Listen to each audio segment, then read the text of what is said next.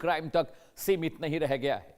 केंद्रीय जांच agency NIA की चार्जशीट ने एक ऐसे इंटरस्टेट सिंडिकेट का खुलासा किया जो बिहार से लेकर यूपी और हरियाणा तक फैला हुआ है। इस नेटवर्क में सप्लायर, मिडिल ऑपरेटर्स और लोकल तस्कर होते हैं। तीनों लेयर पर काम हो रहा था। सबसे बड़ा सवाल यह है कि आखिर प्रतिबंधित बोर के कारतूस इतनी आसानी से मुहैया कैसे हो रहे हैं।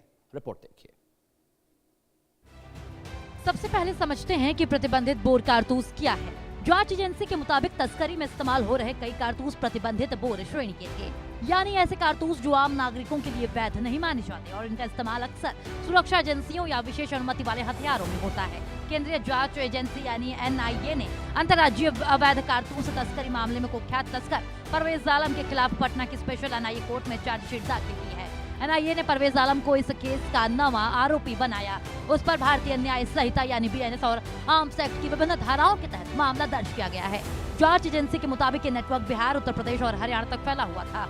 इस पूरे मामले में अब तक कुल 11 आरोपियों की गिरफ्तारी हो चुकी है।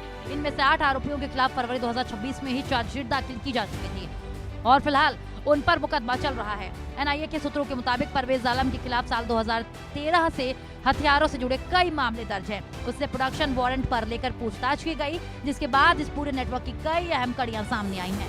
एनआईए इस जांच में कैसे शामिल हुई? पूरे मामले की गंभीरता और अंतर्राज्यीय नेटवर्क के इनपुट मिलने के बाद केंद्र सरकार के निर्देश पर एनआईए ने अगस्त 2025 में जांच अपने हाथ में ली, जबकि इस नेटवर्क का पहला खुलासा बिहार पुलिस की कार्रवाई में हुआ था। जब शुरुआती छापेमारी में भारी मात्रा में कारतूस बरामद किए गए थे, उसके बाद ये मामला एनआईए को सौंप दिया गया।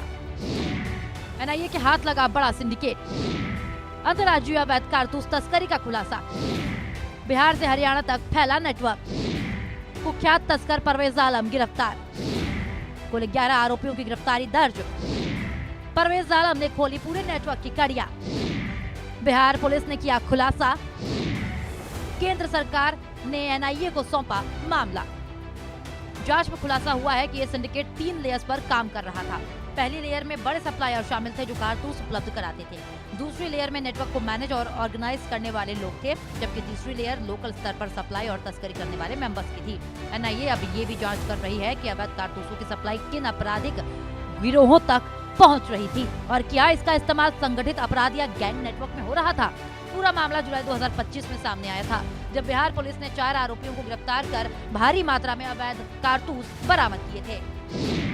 पहली लेयर में बड़े सप्लायर शामिल थे, दूसरी लेयर करता था नेटवर्क को मैनेज, तीसरी लेयर लोकल स्तर पर सप्लाई और तस्करी करने वालों का था। गैंग नेटवर्क में हो रहा था अवैध कारतूसों का इस्तेमाल। 2025 में खुलासा, 2026 में बड़ा सिंडिकेट धराया। हरियाणा, उत्तर प्रदेश और बिहार में की गई छापेमारी के दौरान एजेंसी ने नेटवर्क के कई सक्रिय और वांटेड सदस्यों को गिरफ्तार किया। हालांकि एनआईए का कहना है कि जांच अभी जारी है और इस पूरे नेटवर्क के कई नेक्सस का खुलासा होना बाकी है। सवाल सिर्फ अवैध कारतूस तस्करी का नहीं है, सवाल यह है कि आखिर इतने बड़े नेटवर्क को राज्यों के बीच ऑपरेट करने की छूट कैसे मिली? क्या इस सिंडिकेट के तार संगठित अपराध से जुड़े हैं और क्या आने वाले दिनों में इस जांच में और बड़े नाम सामने आएंगे?